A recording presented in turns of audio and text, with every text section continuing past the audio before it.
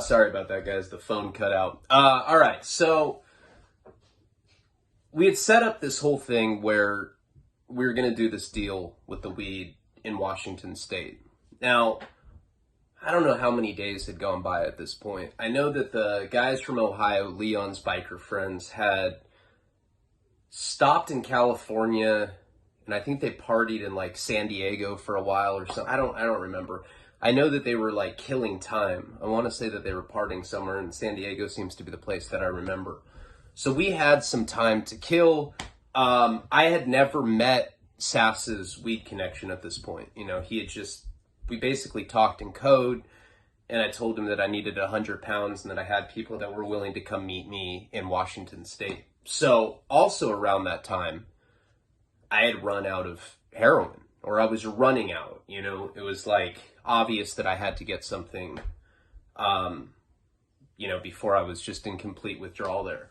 I think that I'd run out of coke too. I know, like I said, we had brought 2 ounces and I was shooting it while we were up in that house. Problem with the heroin was that Sass couldn't know that I was on it. You know, if you remember, that was like one of like his major concerns with me, was that I would get on heroin, get back. I mean, he knew that I had a problem with heroin, but he didn't want me to be selling it. He didn't want me to be doing it because he didn't want to put up a red flag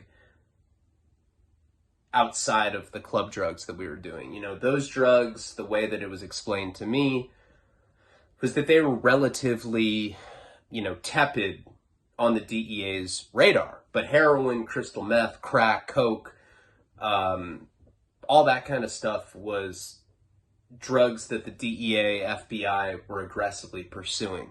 So he was very adamant about me not doing heroin. He didn't even want me to be a heroin user because it was dangerous. You know, I had weight of the MDMA or other stuff, and he just didn't want my heroin habit to get me busted and then in turn get him busted. So I had to actually go look for it on the street, and I ended up meeting some guy. I forget the exact name of this town, but wherever it was, I'd found some like sketchy park, and I ended up finding some guy that was like a Vietnam vet. That's always who you go to. And I always would do the same thing. Like if I was in a town and I didn't know where to get heroin later, I would look up methadone clinics. I'd look it up in the yellow pages, or, later there'd be the internet, and I'd look up the methadone clinic, because you can always go to a methadone clinic and find people that have heroin. You literally go there and you're just like, hey, who has heroin? And like people are all loaded on methadone, and a few of them like weakly raise their hands. That's always a good way to find connections. Another way that I'd always found was to go to parks. I think I had learned that when I had bought heroin up in Sacramento one time. My uncle lived in Sacramento, and I'm pretty much ostracized in my family because I'm the junkie. Like, people just look at me like I'm this vile, disgusting dope fiend. And I remember one of the last times that I had seen my uncle, I went up there with Jenny, and this was around the same period. And I needed dope. We didn't know where to get it. I ended up just going to a park, and I met some like Vietnam vet in a wheelchair, and he basically hooked me up with it. And somehow, I don't remember why, but I like wheeled this dude this like guy with no legs back to my uncle's house. And like my uncle had like opened the door, and I'm sitting there shooting heroin with like this like grungy homeless dude in a wheelchair. And he was just like, I think that was like the last time that I was ever invited up to his house. But anyway, that's how I learned that if you go to parks, you can find people like that. Sure enough, I go to a park, I find some homeless guy, and I'm able to score heroin that way. And that started like this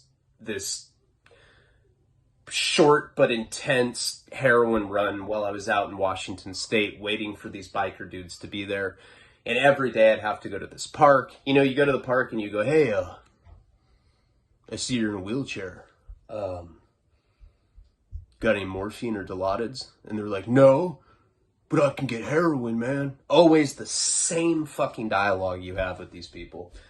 And so I started having to go to this park every day to go score, and I was getting like burned.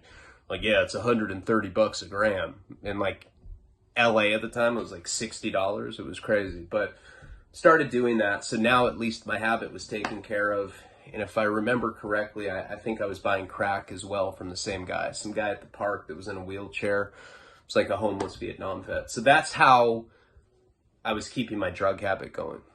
Now, still, Sass had made no mention of this money in the cupboard. So I'm basically, my life at this point, Jenny, he had cable and stuff there, and Jenny would just smoke weed, and I remember she was watching a lot of Dexter at the time. I think he had, Showtime.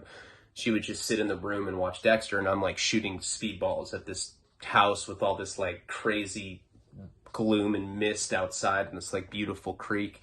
It's kind of out in the middle of nowhere, but even in such desolate location like that, I'd found a park with junkies in wheelchairs that sell heroin.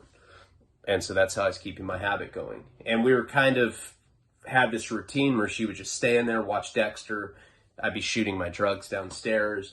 She wasn't really tripping on what I was doing. I think, more than anything, she just wanted to pass time because we wanted to get away from the potential heat that we had coming from Santa Barbara. We just wanted shit to die down and see what happened, see if our house got raided while we weren't there. At least we'd have this vantage point from a distance where we'd be able to like make our next move. We were talking, we'd briefly talk about the money, and I basically told her, I said, okay, we'll wait, because that was her idea. Let's see how much we can make from the weed deal. Because imagine if we made 100,000, we wouldn't even have to take that money. We'd still have enough money, to be able to like sustain some sort of lifestyle as fugitives if we had just gotten like $50,000 or $100,000. At least we'd have a chunk of money that we could go down to Mexico with and live there for a while if need be. So we were waiting to see how that played out. And we just left it in this cupboard. And that was the weird thing about it, is that there was no lock. It was just there. So as these guys start getting closer to Washington, like we're getting updates. Like I'm talking to Leon, and he's telling me that, okay, now they're getting close to Seattle. Now they're actually in the state of Washington. And we were north of Seattle. We were like way up there, like by Canada. And so we knew that they were on their way. And Jenny and I had talked about what the best way to approach the whole deal would be. We definitely didn't want them to come to this house, but we didn't know the area that well, and there wasn't a lot of like established things around there. There weren't like restaurants. A lot of times back in those days when I was selling drugs, like on that level, when I was selling like kilos or whatever it was, one of my favorite places to meet people, and it was true, especially when I started selling heroin, when I was picking up pounds before I had the runners coming and dropping it off to my actual house. One of my favorite ways to buy drugs, it seemed like the least sketchy, was to go into a movie theater. You go into one at like 1 p.m. It's dark in there. You go in there with a backpack with your kilo in it. You have the person coming that's going to meet you with the money. And you do the exchange in the movie theater, and you guys literally just sit there and watch the movie together. You're in this dark place. It's like nobody really suspects anything. And we did that quite a bit. And I remember Jenny and I had like entertained that idea. Like maybe we should meet them in a movie theater. But the whole thing is that we had to meet up with the guy that was going to give us the 100 pounds before that anyway. So we're trying to figure out a way to coordinate it. I think it was a day before they actually ended up showing up before they actually showed up in this like desolate town that we were in. I think that's when we finally met the connection. Now the connection, usually when Sass would give me these weed people, it was like the most cliche weed people ever. It was like guys with like dreadlocks that would have like camouflage fleeces on. I'm like, do you sell bud? They're like, no, man, I don't do shit like that. But you know the kind of people that I'm talking about. They wear like moccasins, and they like smell like weed all the time. It's so obvious that people like that sell weed. And those were the kind of people that we were used to meeting up with. This particular person that we got the weed from was an Asian girl. She was like a young Asian chick. I know Asians have been quite the hot topic today. But he had hooked us up with her phone number. I called her. She already knew where he lived. So she ended up coming over to his house, and she brought me different samples, like different ounce bags of the weed so that I could look at it. And she's like, and it was kind of like shooting darts in the dark because I didn't know what these guys wanted. I didn't even know how much money they had. All I knew is that they wanted 100 pounds. Now that can range quite a bit. You can get shitty outdoor weed for $1,000 a pound. I could sell it for $1,300-1,400, still make a nice profit because there's 100 of them. But where the real money would be the indoor, or like the light dep. There's light deprecation where it's basically a hybrid of outdoor indoor. It's like greenhouse, and they deprive it of light. They artificially do the light dep.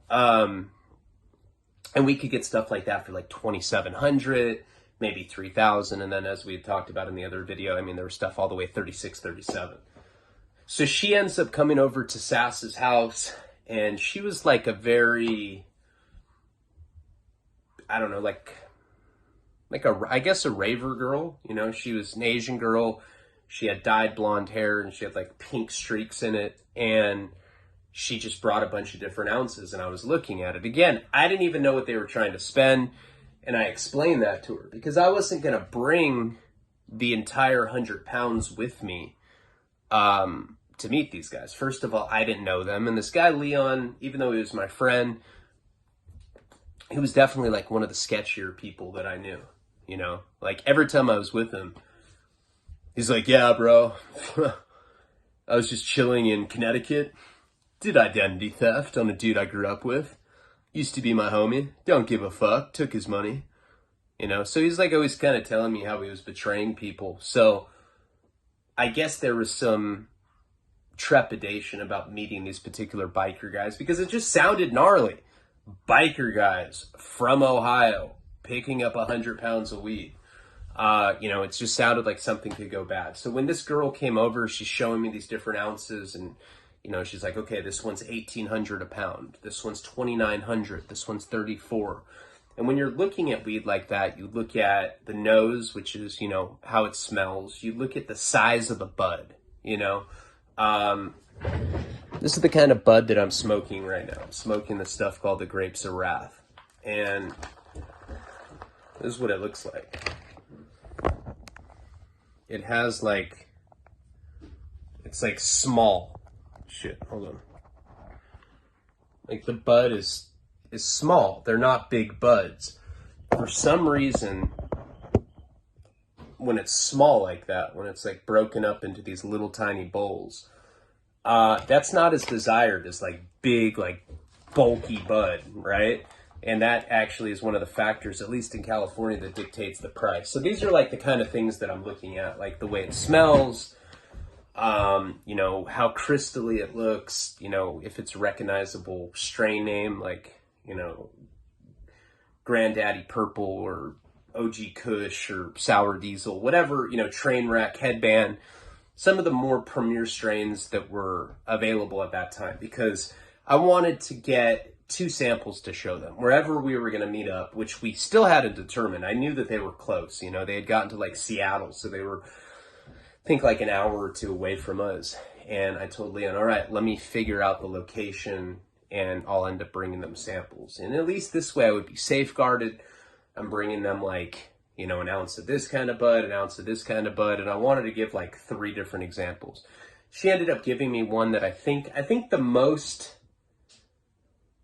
like the cheapest, I gave them 3 options. And I think the cheapest I was getting for 1,800 a pound. So I wanted to sell for like 2,200. And then there was like another one that she was giving to me for like 3,000. I was going to sell it for 3,600, shit like that. Right. And that all adds up when you multiply it by $100 or by 100 pounds. So I had like these 3 bags, and we had those at Sass's house. And then we started looking for a place that we could meet them. we found this little like bed and breakfast. It was like a very intimate place. It looks like the kind of place that a serial killer would go, like if he was on the run. It's in like some quaint Washington State town. I don't even remember the name of the town, but we found this bed and breakfast, and I think it was like $300 a night. And what I told Leon, just so that I could have some sort of like false sense of security, is I told him to have them get a room there as well. Like I didn't want them just to meet up. And I told this girl that she would basically be on call. And, you know, once I actually showed these guys the bud at the bed and breakfast, then I'd be able to tell her which one they were interested in. I had like 3 and they ranged in prices or whatever. So I set it all up where Leon was gonna have them get this room at the bed and breakfast. It's little like, you know, I forget, like, I don't know what to call that kind of hotel, but it's like pretty high end, you know. It's not like a Best Western, it's a bed and breakfast, you know. It's like a place that people go to when they go on vacation. So they end up getting a room there. We end up getting a room there. We go there, and I have these 3 different ounces on me, and we get our room, and we kind of just kill some time. Now, earlier that day, I'd gone to the park, and I had scored heroin. So I remember, like, I had enough. And that was one of the problems with scoring in a place like this. Like, I was used to going down to LA and getting, like, couple ounces of heroin, not having to worry about it. Being in such, like, a small, desolate place, every time that I picked up, I could only get a gram or 2. So it was annoying because I had to go and constantly be dealing with these like homeless dude that was for sure ripping me off. He was probably making like $40 every time I bought heroin off him, but it was my only choice.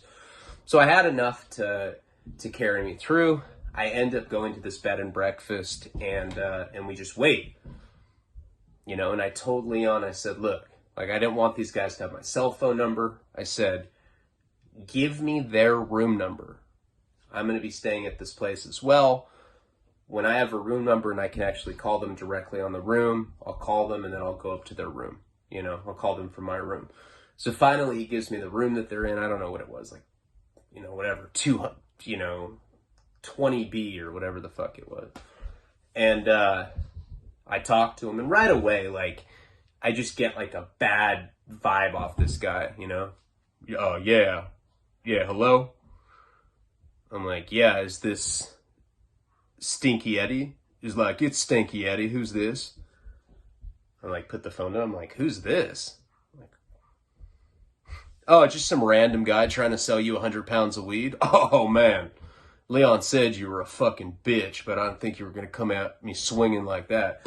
No, I mean, you know, he's just kind of being, sounded like a redneck, right? I was like, all right, great. You know, the people that I'm like doing this huge, potentially hundreds of $1,000s of weed deal with is like some like redneck who probably has a gun on them, you know? That's exactly the kind of voice that this guy had. So I end up going up to the room. I leave Jenny in my room. I don't want to bring her up there. I don't want to put her in harm's way. So she's just chilling in the room. I end up going, knock on the door. I remember my heart was beating because I felt like, even though I had 3 ounces on me, I just felt like this could go badly. Like they could put a gun up to my head and make me take them to where the 100 pounds are, whatever the case was going to be. They open the door and it's like these most like non-threatening bikers I've ever seen in my life. Like it was like all of them were like super scrawny, you know. They had like Joe Dirt qualities to them, like mullet, shit like that. As soon as I saw them, any like, you know, apprehension I had to this or like any nervousness just completely subsided. I was like, oh, these guys? Like, I mean, even though I weighed 126 pounds at the time, it still was like reassuring that these weren't some like big buff, you know, quintessential like Hell's Angel looking guys. They were just some skinny, I don't even know if they were in like a motorcycle club. I think they might have been in like a bicycle club. That's what they look like. And I pull out the samples of the weed, you know, I meet them. I remember I was super fucking high on heroin when I met them, you know, from the stuff that I got in the park. I just remember that pretty clearly. And I end up showing them the ounces, and, you know, they're doing the typical stuff. They're smelling the bag. They're putting it up to light. You know, they're acting like it's a fucking science experiment or something. Like, all of a sudden, they're just, like, become these weed experts. And they settle on the one that's the most expensive. You know, and I think I had gotten that one for the most expensive. I think the first one I got was $1,800. I was trying to sell it for $22. I think the second one was $3,000. Trying to sell it for $36. I think that the one that they wanted, I was getting for $38, and I wanted to sell for like $43 or $44, something like that. And